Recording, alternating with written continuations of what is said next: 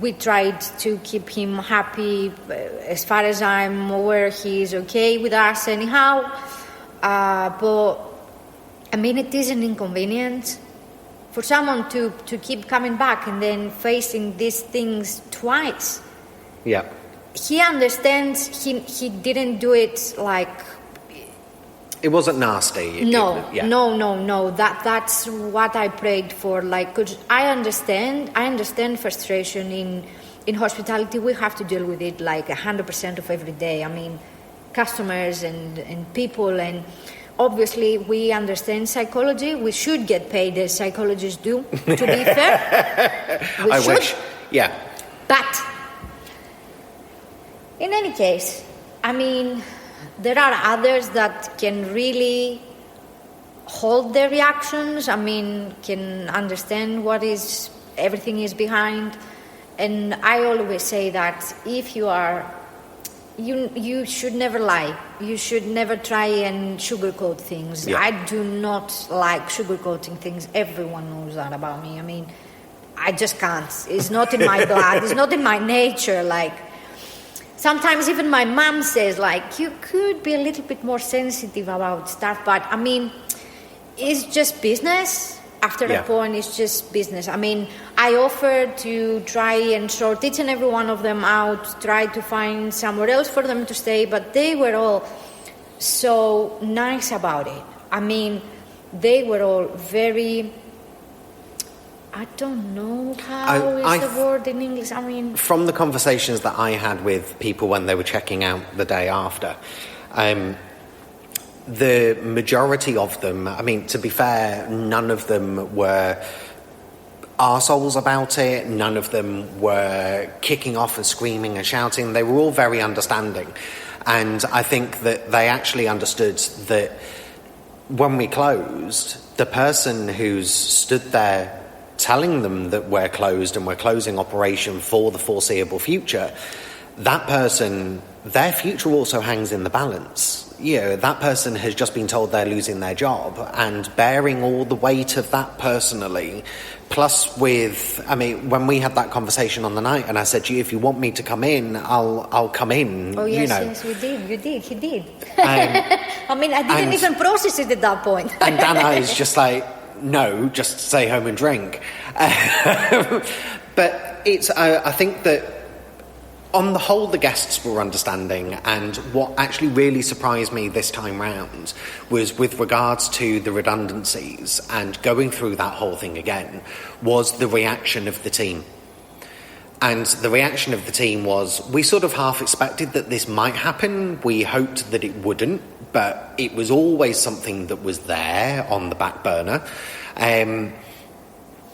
But everyone was so understanding. I mean, more so the second time round. I think that everyone had already been through the emotions once.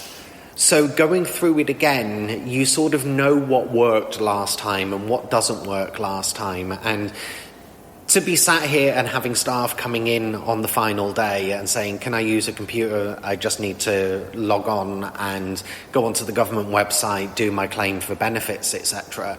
And when we had a member of staff sat there saying, you know, look, I'm just going to sit and update my CV and apply for jobs whilst I'm here. Do you know what? Go for it. Absolutely go for it. Is also... Now, this will sound, obviously, people will think, oh, yeah, she has to say nice things about him and stuff like, no, don't get me wrong.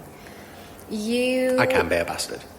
Well, you can, and to be fair, the only thing you did this time, and, like, I think that this time was better, was that you kept everyone in the loop of, listen, this is what the budget is, this is what we have to target, this is this and this is that, and if you have any more questions, let me know, because usually managers and especially GMs, I never really understood that. I mean, you really need your team to know these numbers, because if your team doesn't really know these numbers, then they can't really understand, because then you will have a front office manager saying, well, we have to do better targets, sales, and people like the rest of the team never understands why. They're just like, well, I'm doing the best I can. That's about it. We've been in that environment before. Yes, we have. It was one of those things that actually taught me a hell of a lot about hospitality and about management, is working in some of the places where you have shit management, because it teaches you what not to do. And for me, the whole thing of keeping budgets secret, for years I've worked in hotels, and for years the whole budget and P&L has been this secretive thing between finance and the GM and maybe the operations manager. So sorry, it's just so funny. And it's true, isn't it? It's like it's some weird secret society above your head making all the decisions, but you don't know why. You're given a target of, say, 500 breakfasts. Yeah, so sell 500 breakfasts in a month, but you don't know why. No one's actually telling you why you have a target of 500. As far as you're concerned, it's just pulled straight out of thin air, out of nowhere. Exactly, yeah. I mean, it was always my point of argument in the previous scenarios that we were having. That was always, my answer was like, okay, you want this target, why? And you were like, there isn't a why, you have to do this. And I was like, no, I can't, because I can't explain that to anyone. Yeah. I mean, for me, I don't care. I couldn't care less if you gave me a reason to do something, or if you didn't, if you just tell me, we have to do that, or this must be done, or this has to be completed like this. I will always go like, yeah, sure, nothing. Like, show me the way, I'll do it, and that's about it. I don't really need the reason to do things. I mean, I understand this is our job, this is what we have to do, this is the target, okay, target. Hi, my friend, we're coming for you. But that's about it. But now, everyone was kept in the loop, everyone was seeing what was happening. Obviously, I believed that, well, obviously the numbers were not okay, and this is why that happened. But I mean, I was happy. I felt, and I was anticipating even worst case scenarios on that. I thought that the actual hotel would be completely deserted, and having like 20, 30 rooms on a Monday in Cheetham Hill. I mean, it is something. Yeah. It's something big. For someone that is not from here, does not understand. But I mean, we know Manchester, we know the city. If the city is empty and I have 30 rooms in, that is Christmas. I think that, I mean, in terms of our performance when we were open, yes, we could have been so much better than we were. But also, there's the customer demographic, because we are outside of the city, and we are on we're one tram stop away, and it doesn't sound like much. But that is sort of one of the barriers that we do have, is that we're not slap bang in the city centre, and this is what we knew would be a battle from the very beginning. Half the city centre was down. You had no football matches, you had no this, no that. Now, Christmas markets won't happen, and this will not happen, and this will not happen. And the only thing you kept hearing was, this is not happening, this is not happening, this is not happening. Obviously, you understand the reasons.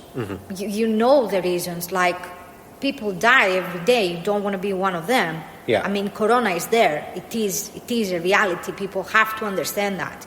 But I mean, yeah, maybe controlled places or like controlled concerts and things like that. But this is something hypothetical.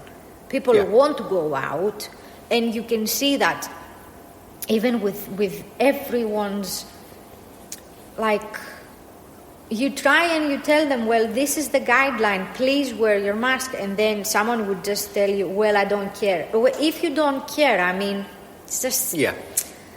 It's these little things that obviously they have to understand, like the government needs and has to understand this point. I mean, they have to be vigilant. Yeah. If they had to be vigilant, they would see like numbers dropping down to the ground, like from supermarkets to all of these things. I mean, if we are 100% to the point, then what's the reason for a lockdown in the first place? But we're not, because we're human. And that is understandable too. Cool. Right, I think that we will end that first little section there as Danai salutes me across the table. We will go and get a coffee. We shall have a coffee, have a break, and then we'll come back and we will rant a bit more about coronavirus and about the lovely lockdown restrictions that we have in Manchester and other areas of the country. Hello, moaners. Welcome to our little club. Right, speak to you soon.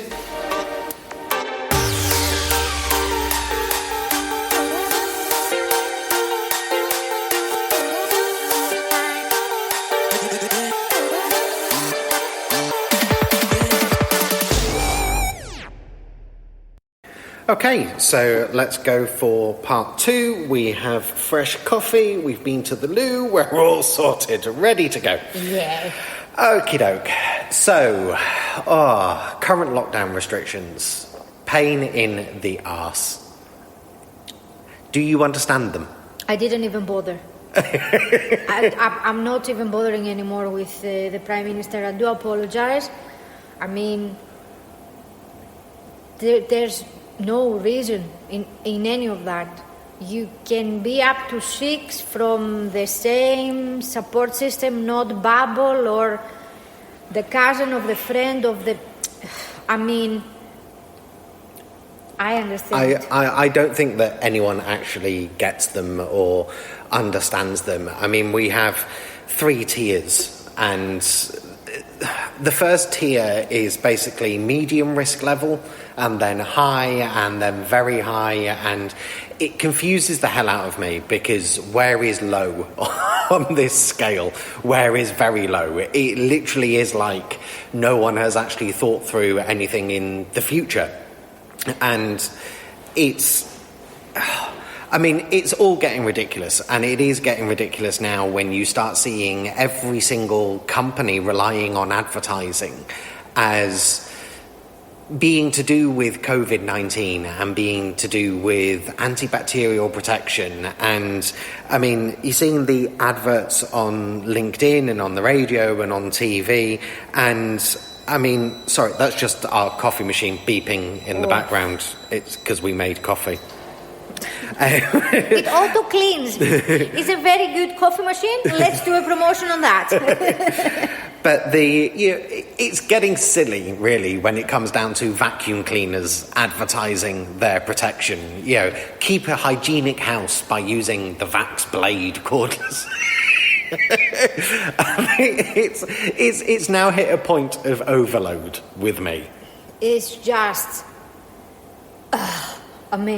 that is the word, I mean, if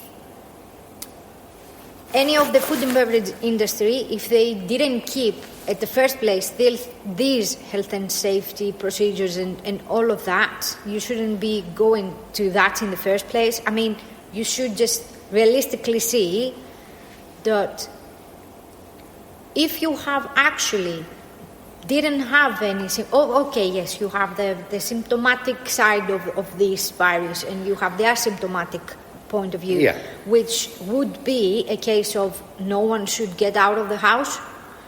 Yeah. You should stay.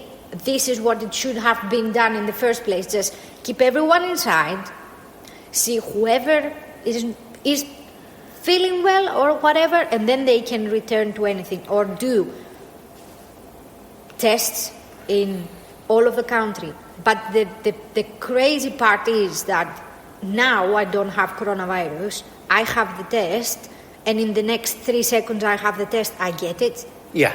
I mean, you can never be sure, can you?